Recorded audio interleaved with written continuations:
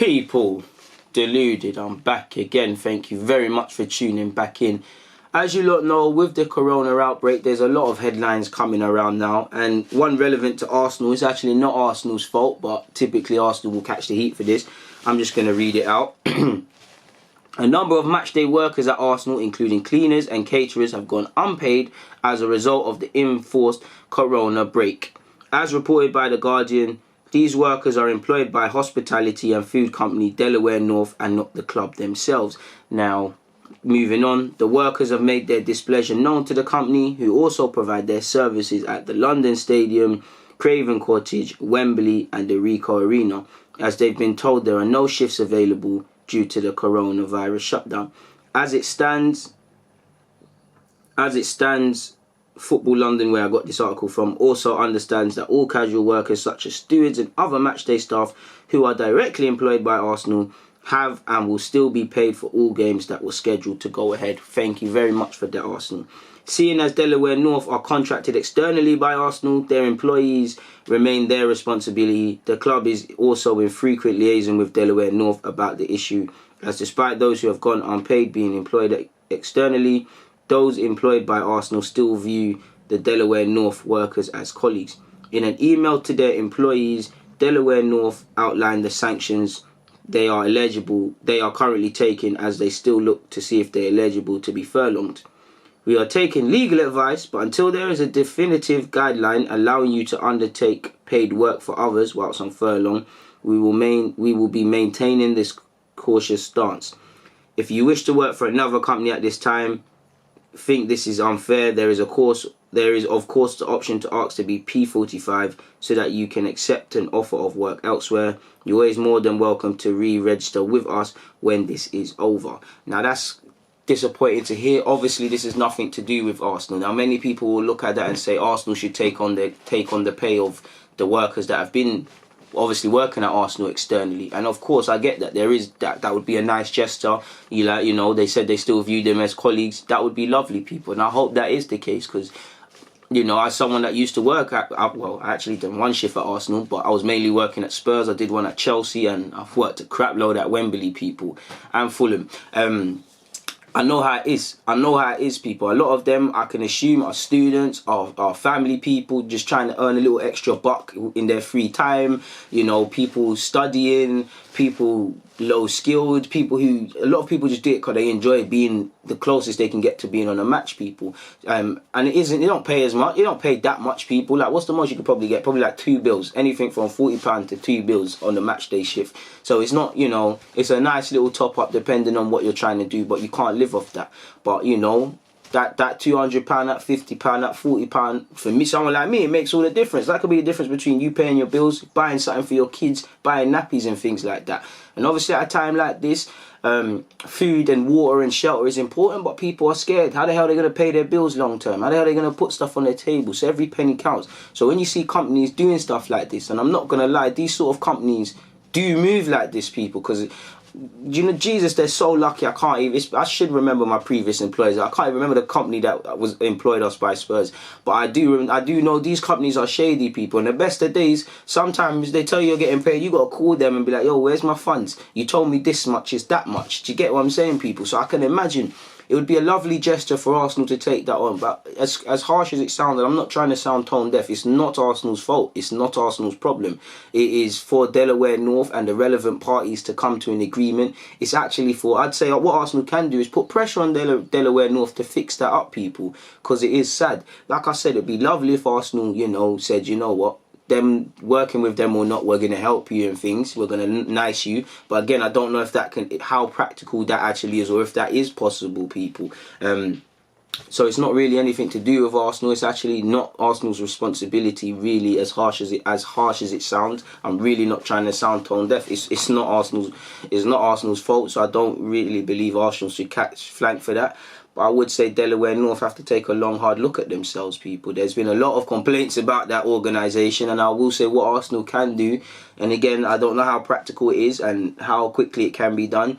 You really have to rethink your potential relationship with people like this, people. Because I will say the one big thing about this, when it's all said and done, Remember these companies, big and small organisations that were moving bookie and moving dodgy. Remember all of these corner shops and shops that were trying to take advantage of the situation and put hand sanitizer at ridiculous prices. Remember these Sports Directs and Weatherspoons who have now, they've backtracked, but their initial stances. Remember, away from these lot, but remember what these football clubs are doing. All these football clubs that say football fans and football lovers were together forever, but they can afford to spend over how much millions on football agent fees. But they're furlonging their staff, and they say they're a family. Remember how all of these move. Remember, they don't give a crap about you people. It's sad, and I really do feel it for anyone that's a member of Delaware North or who relies on them to get their money and things. And especially that email, that's disgraceful. How do people look at themselves at night? Because I do think that email isn't the best as well. It's a bit tone deaf. Could have a bit more empathy for people at this delicate time. But like I said, all Arsenal can do is keep their own integrity and pay all their staff directly. At the end of the day, you know, football clubs are a business, and as much as I want them to pay out and nice everyone, we've got to think about costs and where you're losing money and things. And it's not actually Delaware North is not Arsenal's problem. What they can do is pressure them to actually sort this out. What they can do is revisit their relationship, potentially terminate it with them, which I don't think will be the case. Either way, for me personally, it's disheartening to hear, because I know a lot of honest people who work match days and use it to fit around their studies, their other employment and other commitments. It's sad, people, really and truly. Hopefully something can get resolved in that regards, because like I said, man, they don't deserve it. Away from all of that though, people, and it's nonsense, so we're not going to spend too long on it, but The Athletic has said Arsenal are interested in Hakimi, just like PSG and all the other teams, and considering the season he's having at Dortmund, you can forget about Arsenal ever signing him. So let's leave that one at that. Moving to Aubameyang, or specifically Sagna, former Arsenal fullback's thoughts on Aubameyang. I'm just going to read it. He said, he can't go now because Arsenal are on the way to building something strong. I mean, Arsenal are always building something. We love projects. If it's not the young English players, it was the Alexis Santianos. We're always building something. After Bukayo Saka and Martinelli, there'll be some other kids who are building something. We are the ultimate builders who never finish the buildings, sort of thing. We are the best nearly men. We are the bride. What's the thing? The bride, is it bridesmaid? We're the bridesmaid who sees all her friends who get married and never chosen people. And we've seen that with signings, we've seen that with leagues, we've seen that with the Champions League. But I can't disagree with what Aubameyang has said. Sagna said on Aubameyang. He said we can't afford to lose him. We can't because, you know, we've put ourselves in a delicate position. If you sell Aubameyang, it's anything from 50 to 80, maybe more, to get someone with that sort of guarantee of 20 league goals like Aubameyang carries himself with. If not, you've got to take a chance on one of the strikers or strikers we've been linked with or been calling for, which has all the potential, but you don't actually know. Or you've got to get scouts to go and do their job and find us something, which again, you don't know how they're going to do. And considering, in my opinion, we need a centre-half, we need a couple of midfielders. I define that as the spine of this team. How much can we afford to spend on the out of the spine of this team without reinventing more problems for ourselves with, you know, potentially needing a creative midfielder, you know, potentially needing another winger that's better than what we have. And if Aubameyang was to leave, another striker, we're in a delicate position. And I would say, I don't want to say there's a benefit, because there's never a benefit to what we're facing in society. Please don't misunderstand me. But the one benefit we can have is that we should have agreed, in terms of outgoings, ingoings, and how we're going to move in the summer, we should have been dotting I's and crossing T's November, December.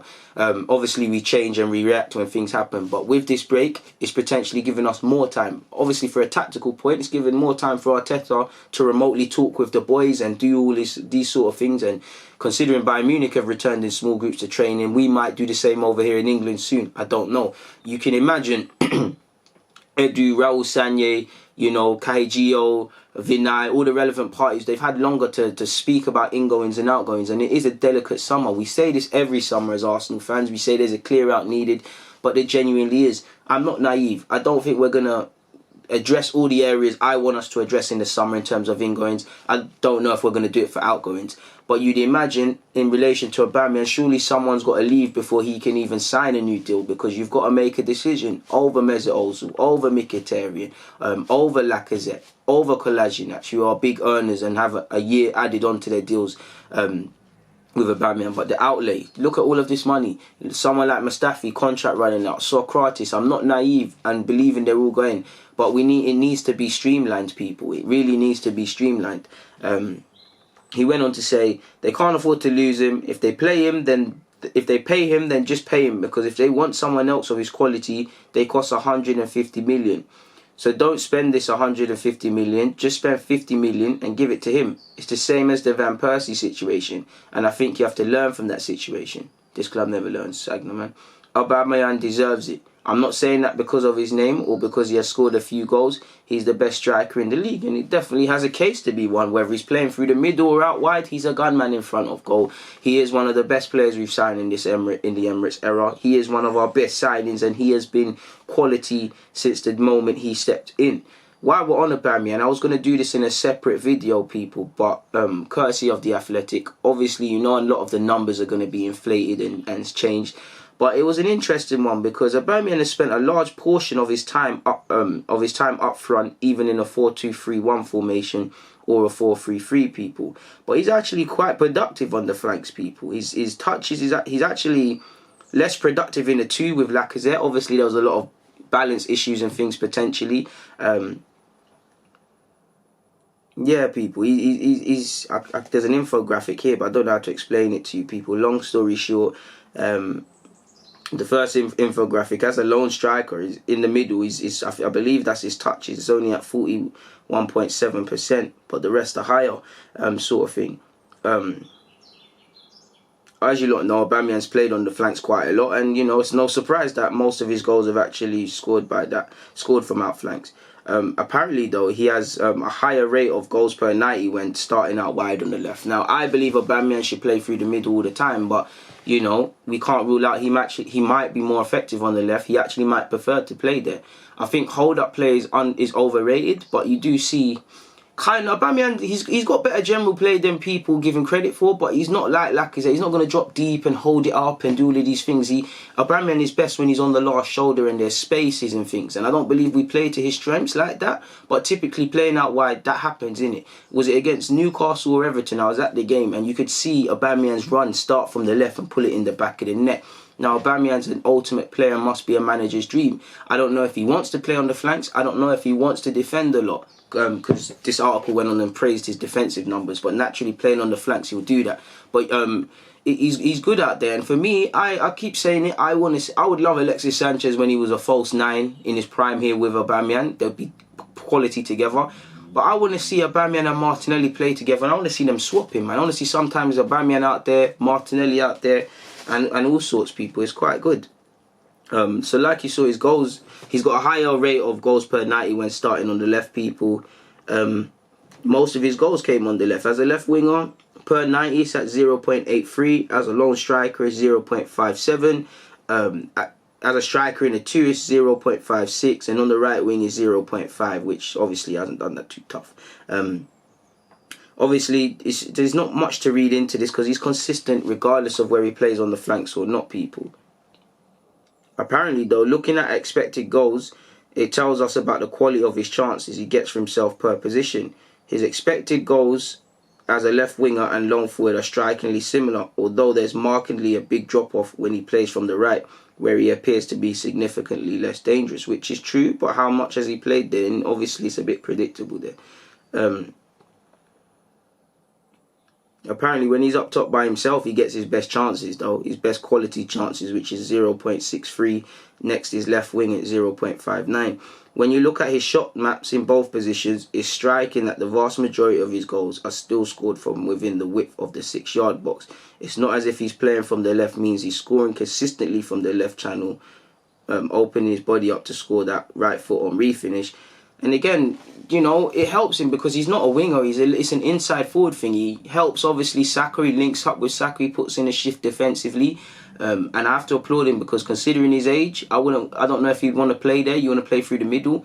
And obviously all that defensive work, he does it, people. But at the same time, he's an inside forward. Playing on the flanks, at times it's a bit, I'm not going to lie, it looks like a dream. When we're losing and it's not going well, it looks like a dream for the opposition. Because could you imagine, apologies for the win, you're a centre-half now, people. Arsenal are losing 1-0, 2-0. You're winning at their place. And you're seeing there's one of the best strikers, if not the best striker in the league, on the left wing, and you've marked him out of the game. But by the flip token of that, when it works, people, because of the sort of striker Aubameyang is, the space is open for him to come off that flank, to make runs and stuff off the ball, people. Obviously, he's quality on the ball, but, you know, Aubameyang's that sort of striker. You might not see him for 60 minutes. You look around on your 63rd, he's put the ball in the back of the net. It allows him to get in more 1v1 situations, especially when the fullback is tired. Like, against Newcastle, look what Aubameyang and Saka was doing to that fullback. Do you get it, people? And when I can't get away from it, but when I think of Aubameyang, I think space, last shoulder. You know, he gets into them positions where he's on the last shoulder, where it's in a foot race. Very few people want to get in a foot race with Aubameyang.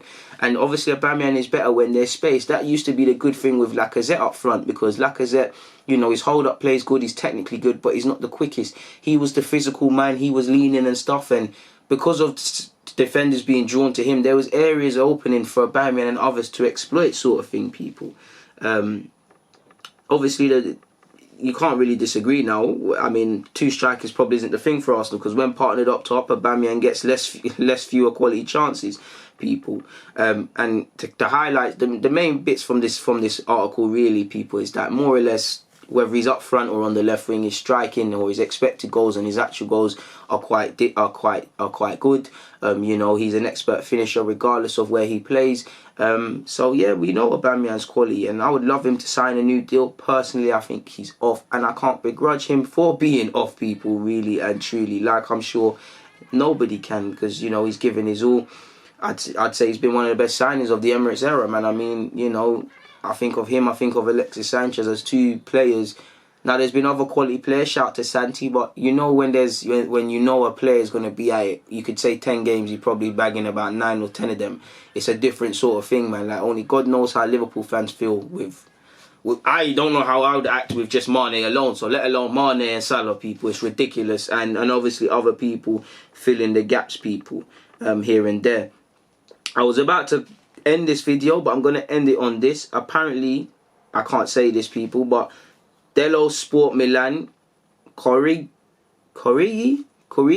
Dello Sport Milan, is that the publication's name? Apologies, my Italian man, them, I don't know.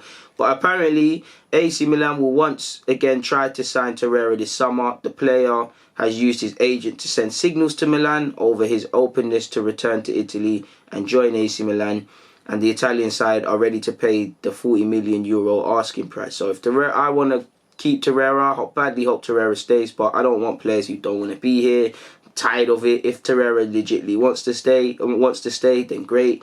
If Torreira wants to keep it moving, I'll help you pack your bags, Torreira, because we ain't got time for this itch boy stuff. I've purposely left out a word there. But yeah, man, there's nothing more to add. I'm going to get out of here. Please enjoy your day, whatever you're doing, people. Most importantly, stay in your yards and stay safe. See you lot again, man. We're back again soon. But for now, DG, I'm out.